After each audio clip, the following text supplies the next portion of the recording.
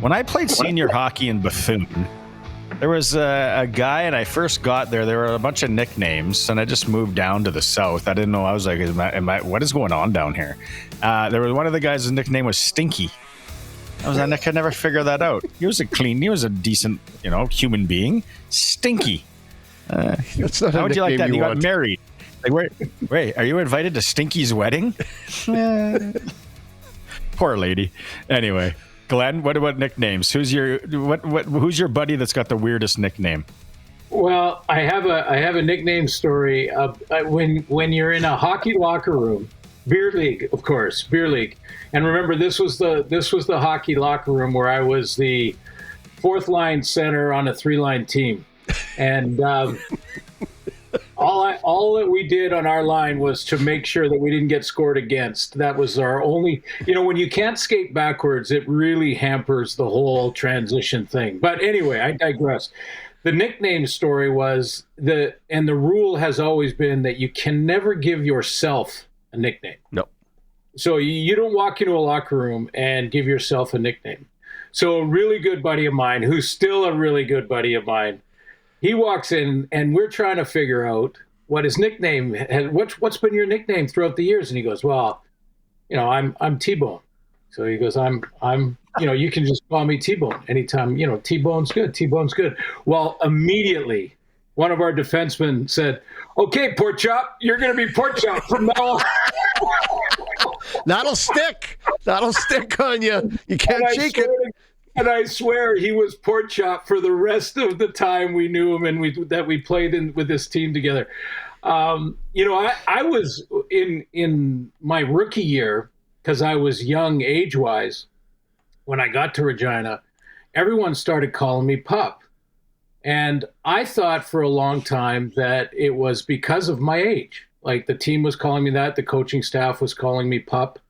And so I went and asked Jay Kane, who was our defensive back coach at the time. I said, you call me Pup because of my age, right? Like I just barely turned 20 and a rookie in the league. And he goes, oh, no, that's not why I gave you that nickname.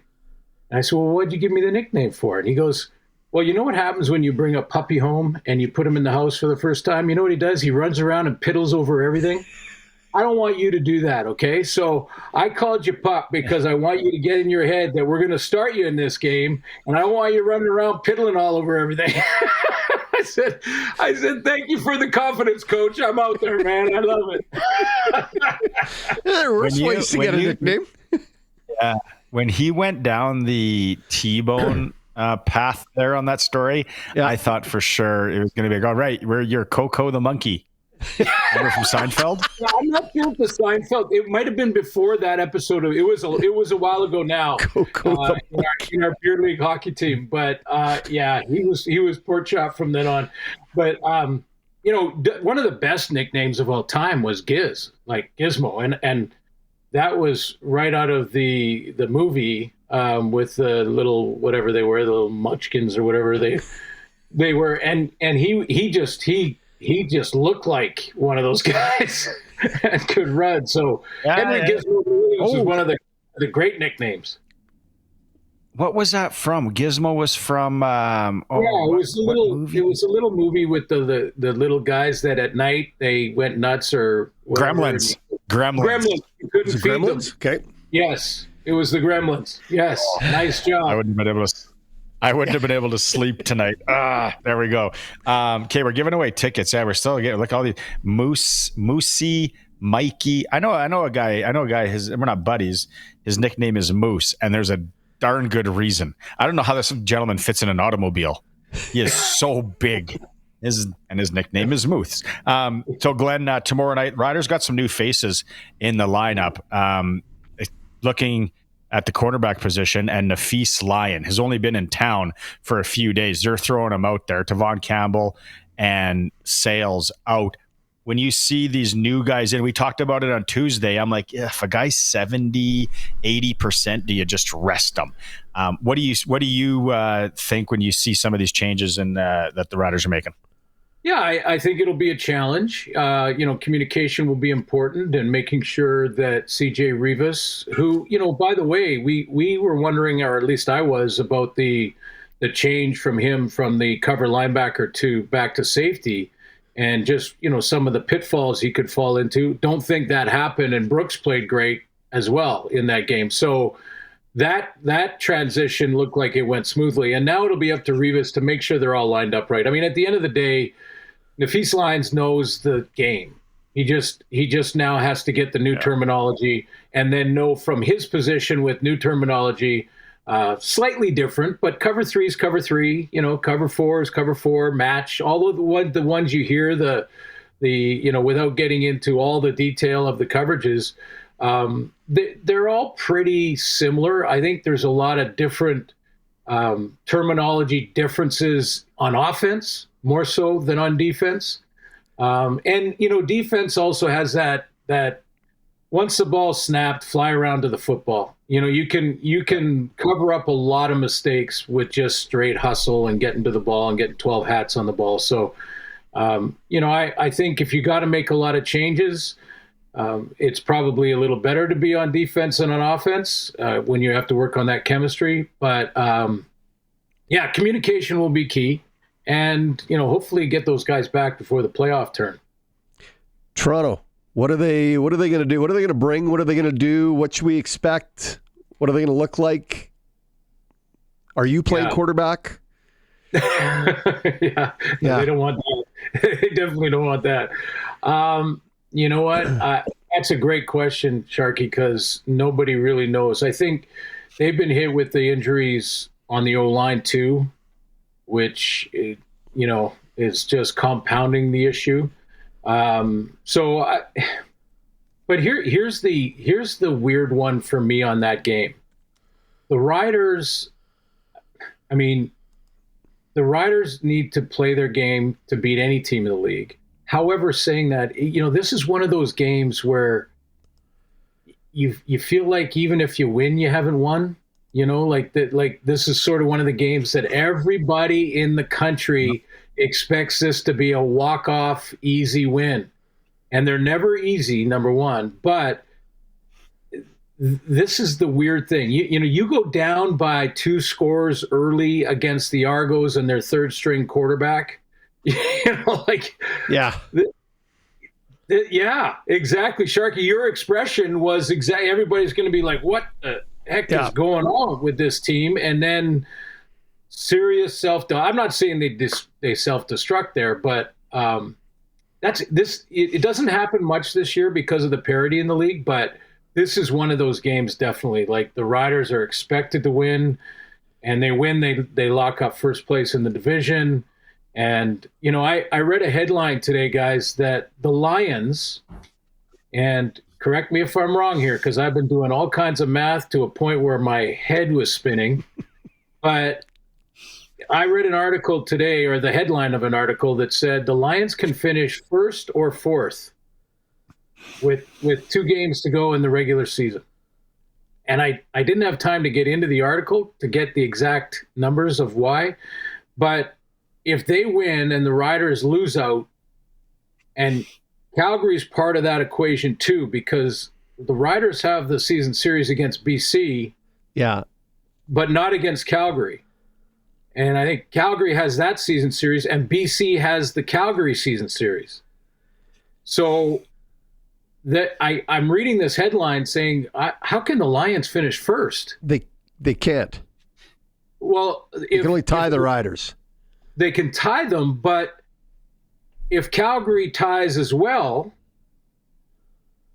Calgary plays Hamilton, Toronto, and Edmonton to finish the season. If they win all 3 of those games, and there's a 3-way tie for first, I got to go back and read that whole article, because I was with you, Sharky. I was saying, like, how can the Lions finish first when all they can do is tie in the standings with 11 wins? Yeah, what's the second tiebreaker if there's 3 teams tied? Best nickname. I feel that this is something that we should have pre-planned in a production meeting, because now we just sound like 3 hobos that don't know what the heck we're talking about. But somebody will text in, because we have some of the best listeners, and they're going to say, hey, it's a skinny. I didn't see that article. But if it was on the internet, there's a good chance it was true.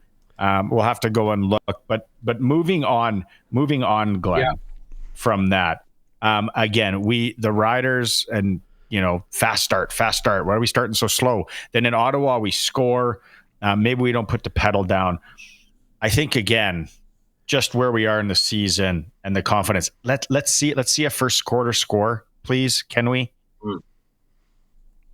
Yeah, agreed. And it also, the changes on defense, boy, that helps a ton, right? It as quick as the Riders can turn Toronto into a one-dimensional. Well, they've been one-dimensional all year. Let's be honest. They running the ball for the Argos has been an inconvenience for Ryan Dinwiddie.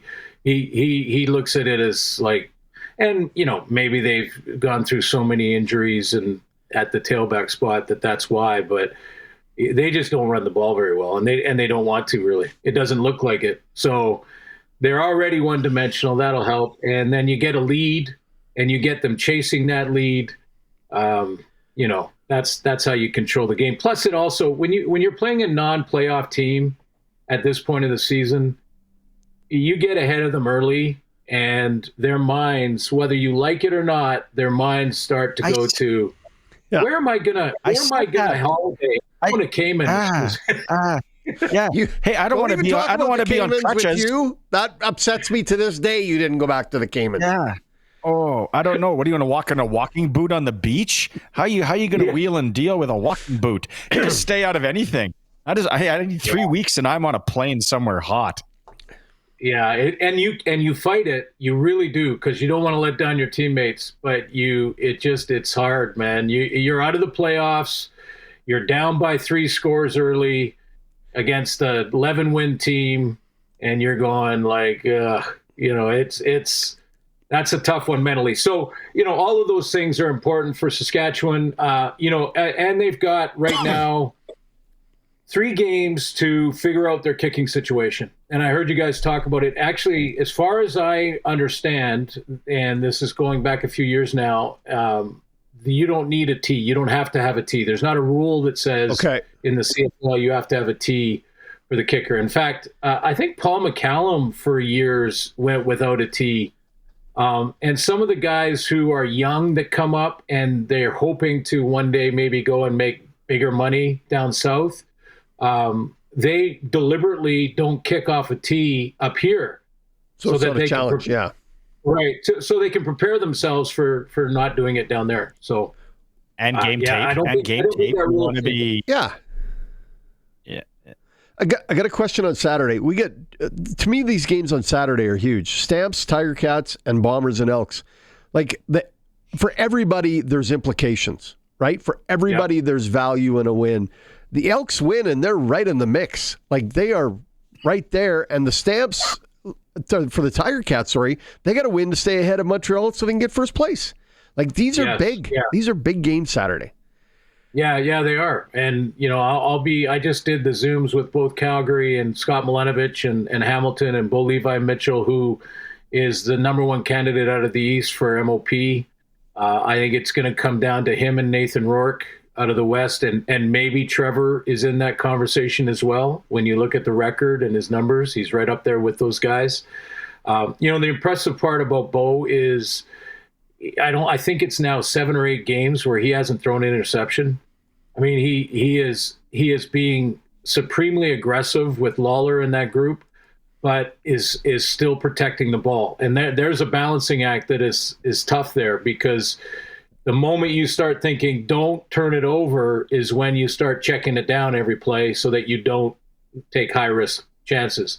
So yeah, real impressive. I like what Nathan's looked like over the last little while, but big games, as you mentioned, Sharky. I mean, the Calgary Stampeders have got to snap this losing skid just for their own peace of mind. They don't want to go into the playoffs backing up with loss after loss. I think Vernon and their defense showed a little bit more of what they were in the first half when they played Vancouver last weekend. And, they had those 2 picks late to make it a 1-possession game late in that game, and then Vernon threw an interception. But he also threw 2 big touchdown passes where you said, okay, he's making his way back. So, yeah, I think, massive game for both of those teams, and the Elks are going to be the most desperate team this weekend. I mean, it's it for them. So, and here's what happens if they lose. Okay, if they lose and they're out, what's their situation at quarterback going to look like going forward? Are they looking at Cody Fajardo as the guy for them moving forward? Does that mean it's over for Trey Ford? No. I think on that team, Barney, not necessarily in the league, but on that team.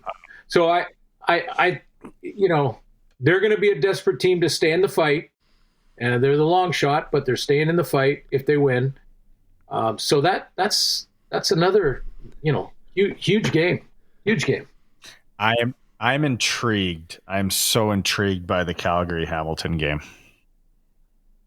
Yeah, me too. I mean, I'm going to be studying it because that's the one I'm calling, along with Montreal. Oh, you're going to the Hammer. Yeah. You and Pork Chop going to the Hammer. You and Pork Chop, yeah. Still a really good friend, by the way, and we still tease him. We still tease him about that. But I'm glad he didn't pass on. I would have felt like a heel. No, he's a great guy. I'm looking forward to it. Like, I mean, first of all, just to see Bo at top of his game and Kenny Lawler and his abilities, that's just fun to be part of anyway.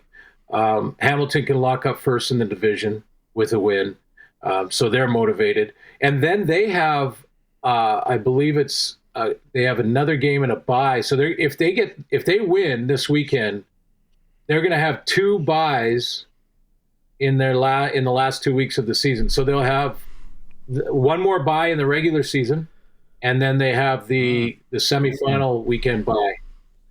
So they're going to have, one game in 3 weeks. So that's a lot of self-scouting, a lot of adding to the playbook, a lot of being ready for that Eastern final. Is it too much? Will be interesting. Is it too much? Maybe. Well, I asked Scott Milinovic about, they all they're worried about is this one game, so he didn't want to go past that. But I said, just based on your schedule, would you rest guys if you clinch?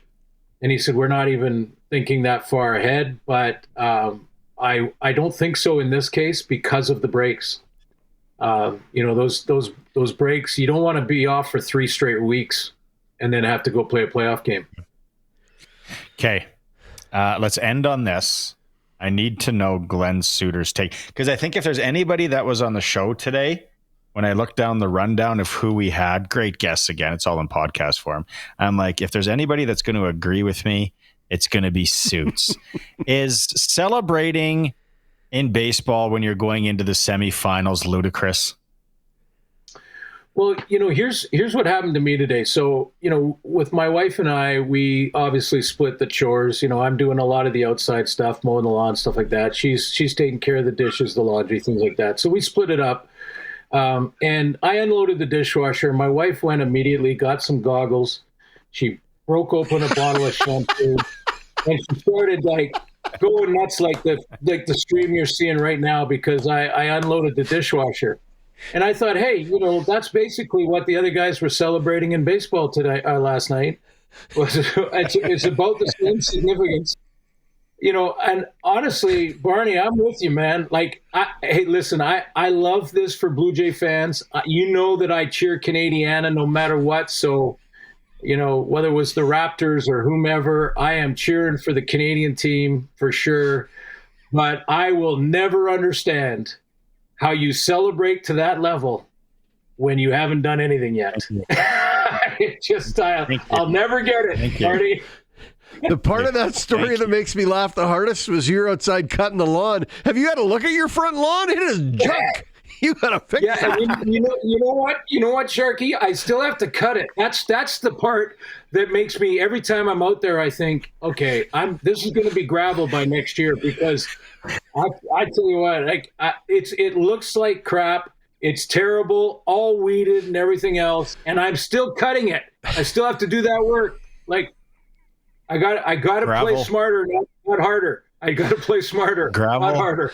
Oh, Suits. Gravel. Awesome. Gravel would be an upgrade. Yeah. Pavement would be an upgrade. Gravel would be an upgrade. Well, hey, if I pave it, I have to get permits and all that stuff. And you know how don't even get me started, especially here in BC. You're going to get me political. Yeah, don't do that. Yeah. How's the bear? I heard you walked into the bear the other day. Cherokee, straight, like we were a first down and a half apart.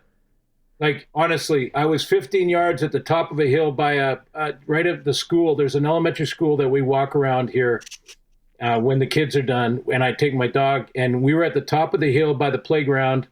The bear was walking up the hill straight at us. I put the brakes on.